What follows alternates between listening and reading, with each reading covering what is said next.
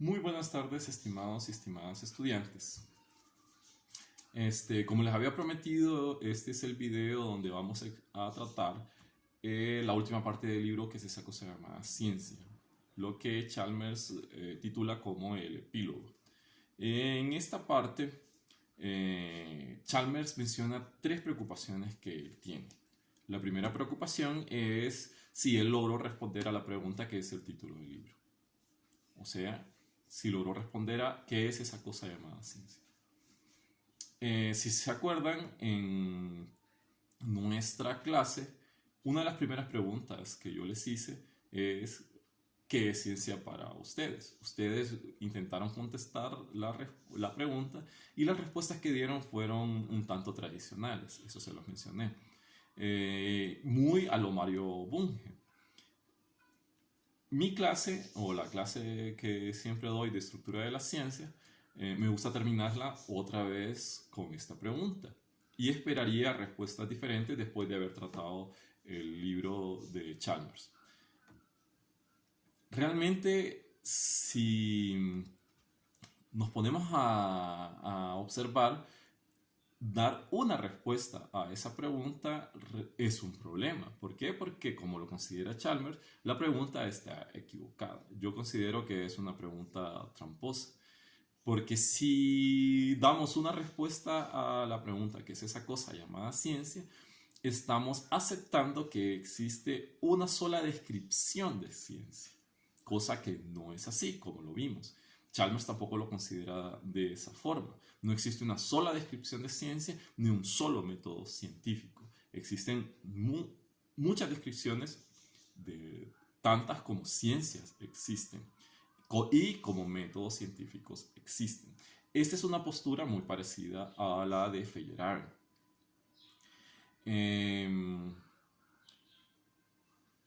Chalmers intentó en su libro dar una respuesta a esas muchas descripciones de ciencia, pero desde la física.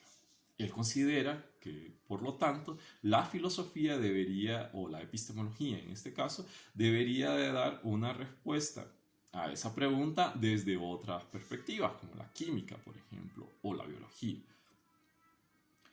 No se puede dar una respuesta a la pregunta, una sola respuesta a la pregunta que es esa cosa llamada ciencia. Por eso les decía que es un tanto problemática. Si recuerdan, en este libro de John Loss hace un recorrido histórico sobre el método científico.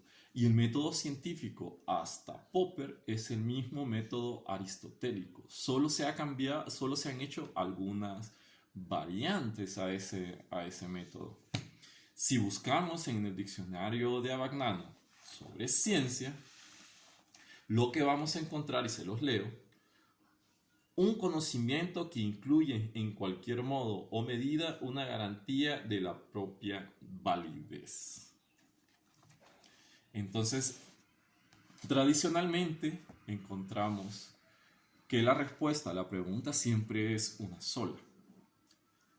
Chalmers considera que eso no puede ser porque la filosofía o la epistemología debería ser una descripción de cada una de estas ciencias y cada uno de esos métodos que utiliza la ciencia. Ya vamos a ver que ahí también hay un problema sobre el quehacer filosófico con respecto a la ciencia. Por lo tanto, esas descripciones deberían de usar, así como lo hizo él, pruebas históricas apropiadas. Él hizo una descripción, como les dije, en su libro solamente sobre la física. Y porque él es un experto en ese tema. Ahora bien, también él considera que su libro, lo que sí puede distinguir o lo que sí respondió es a la distinción entre ciencia y no ciencia, lo que nosotros llamamos el criterio de demarcación. No es tan fácil, o él por lo menos no da una descripción directa de cómo deberíamos distinguir lo que es ciencia y lo que no es ciencia, pero a partir de la lectura del libro podríamos distinguir, por ejemplo, cuál es el valor que tiene la física como ciencia y aquellas otras que se dicen llamar ciencia. Él menciona un ejemplo y dice las ciencias de la creación, que si recuerdan, la mención en la introducción, o ciencias de los productos cárnicos, ¿sí? Hacer esa distinción entre lo que es ciencia y lo que no es ciencia, sí fue una tarea que él se tomó con el libro y cree haberla logrado. También podríamos decir que la filosofía no hace un gran papel, o la filosofía de la ciencia o la epistemología no hace un gran papel con la ciencia. Por lo tanto, deberíamos de dejar estas descripciones de ciencias a los que hacen ciencia, o sea, a los científicos. Él dice que podríamos caer en esa afirmación, pero que no es una afirmación del todo acertada. ¿Por qué? Lo voy a mostrar con un ejemplo. Nosotros, a lo largo de nuestro paso por el sistema educativo, hemos experimentado un conocimiento científico. O sea, hemos sido sometidos a un sistema educativo positivista, donde se nos enseña que lo valioso es la ciencia, que la ciencia nos da verdades, que lo que está probado científicamente es un conocimiento más valioso que otros conocimientos, y podría ser cierto, aunque digamos que esas afirmaciones son un tanto problemáticas.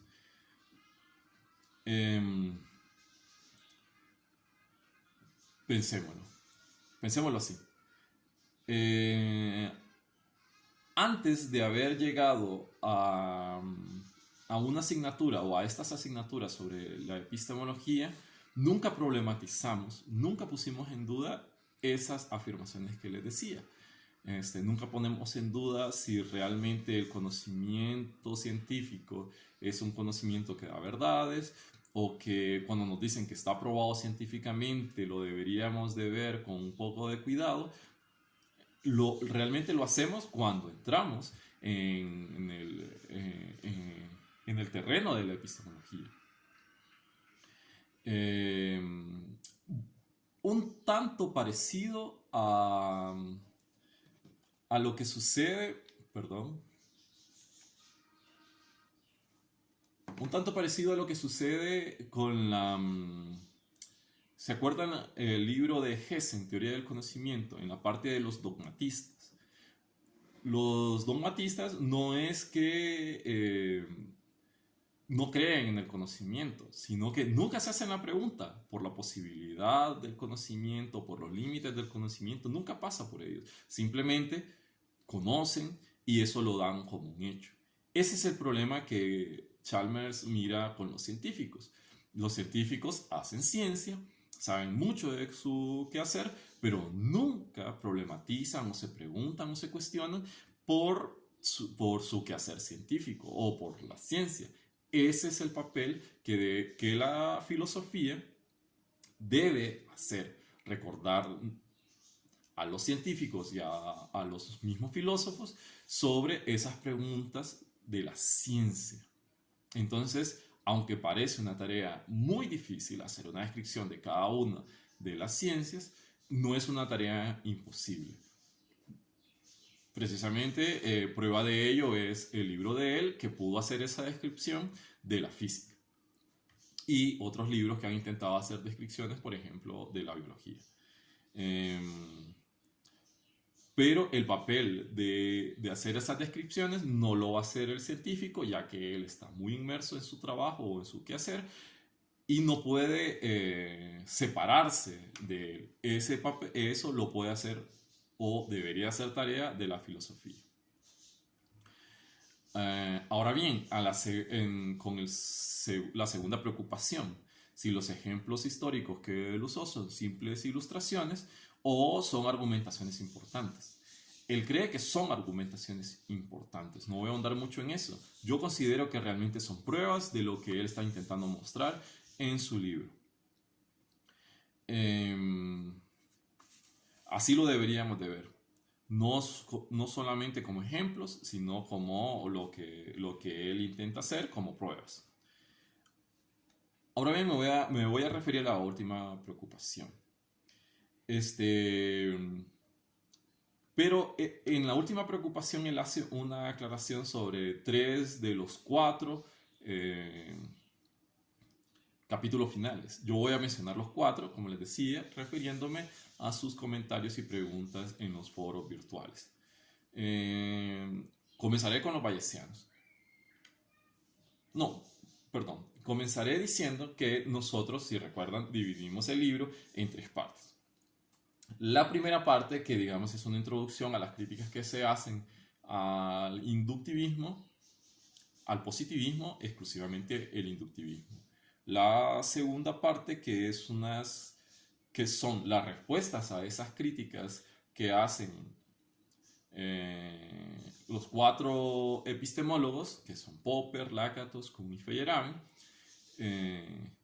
Y la tercera parte, que es estos cuatro últimos capítulos, que son, digamos, un matiz o una percepción diferente a esas descripciones que intentan hacer esos cuatro epistemólogos. ¿Por qué? Porque los cuatro epistemólogos intentaban hacer descripciones generales de lo que es ciencia. Cosa que es, como les digo, bastante problemática y ya lo vimos en clase. Hay que verlo con mucho cuidado. Estos cuatro últimos capítulos lo que intentan mostrar son algunos de los elementos que esos cuatro epistemólogos no tomaron o lo pasaron por alto o no profundizaron en ello. Por ejemplo, en el tema de los bayesianos, el bayesianismo lo que intenta mostrar, que es algo que no podemos negar, es que la ciencia hace predicciones.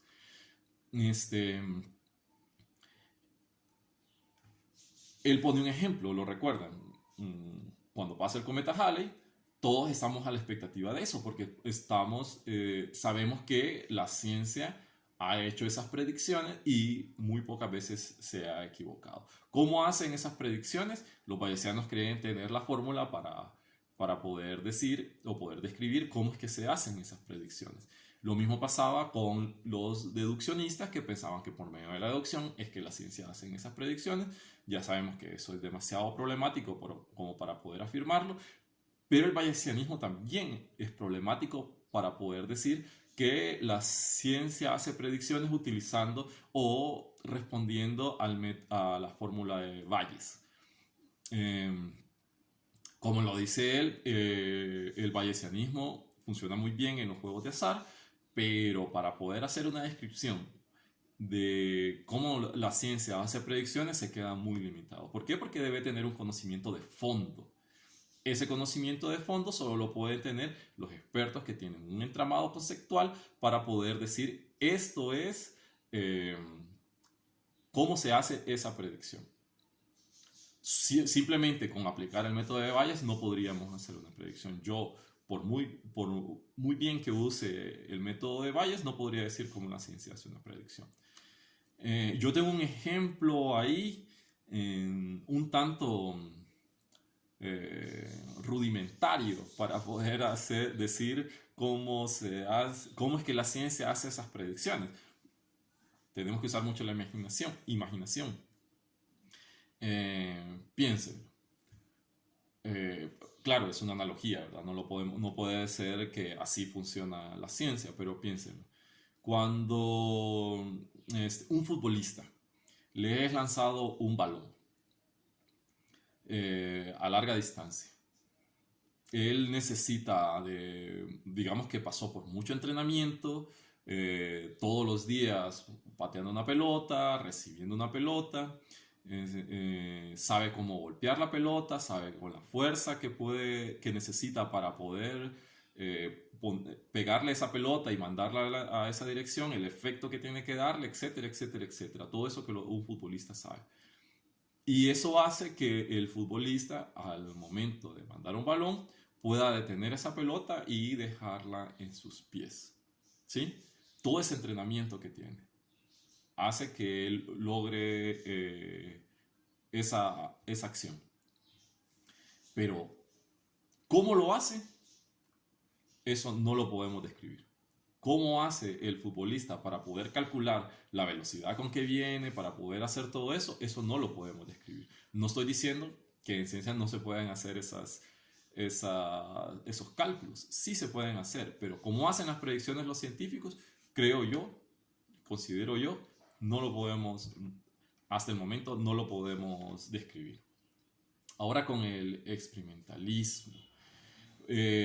Un punto muy importante son los experimentos. Digamos que ninguno de los 4 epistemólogos en los que profundizamos toma en cuenta este punto. De hecho, Chalmers al inicio del libro usa la palabra hechos para referirse de manera muy amplia a los experimentos, observaciones, pruebas, etc. ¿Sí? Entonces, lo mismo, y lo hace porque los 4 epistemólogos así lo mencionan o así lo utilizan. En este caso, él saca de esas teorías este punto que es muy importante.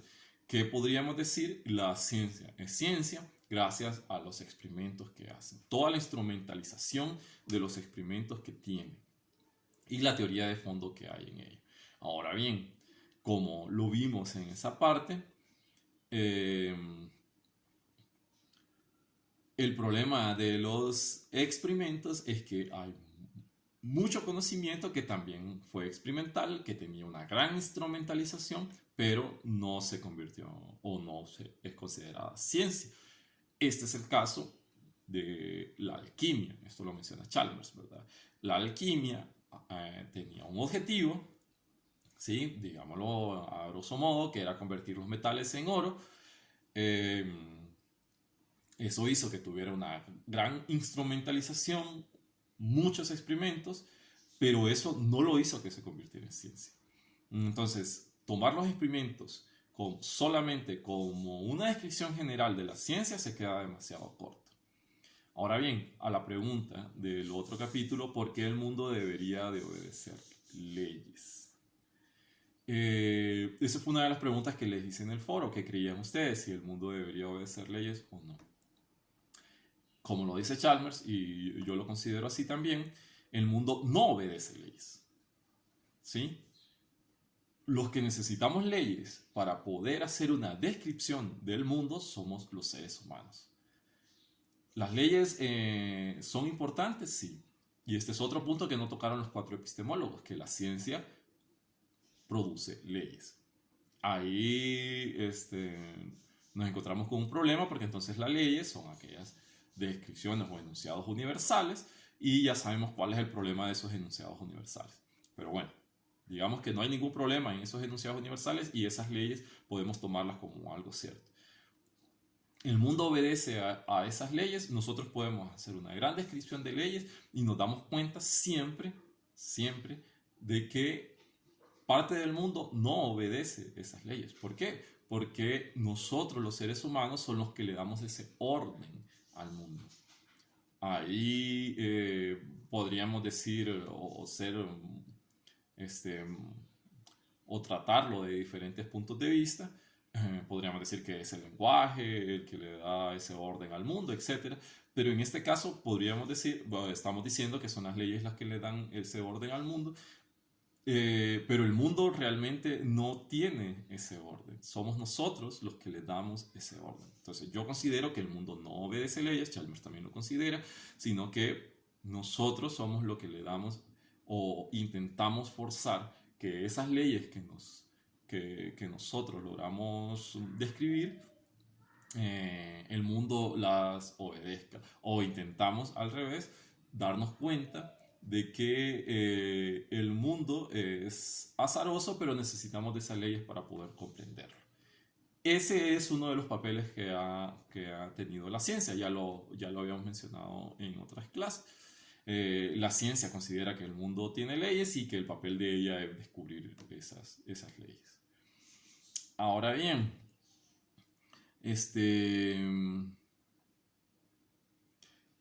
voy a terminar esta exposición con algunas preguntas.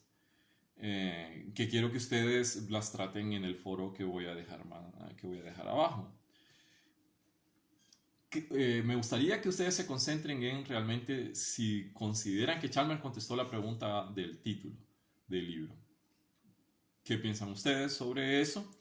Y como dijimos en clases anteriores, hay muchos componentes de la ciencia, ¿sí? Que tal vez los epistemólogos o estos 4 epistemólogos y Chalmers no tomaron en cuenta.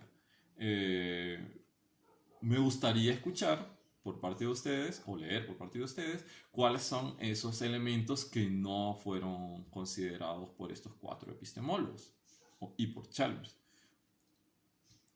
y por qué deberían de tomarse en cuenta para poder hacer una descripción de las ciencias, esos elementos que ustedes o esas características que ustedes van a mencionar. Y no, solamente. También tengo algunas noticias que darles, pero se las voy a dar un poco más adelante. Creo que con eso termino esta parte del epílogo. Les agradezco. Realmente esta es una clase que disfruto mucho. Sus exposiciones realmente han sido muy buenas.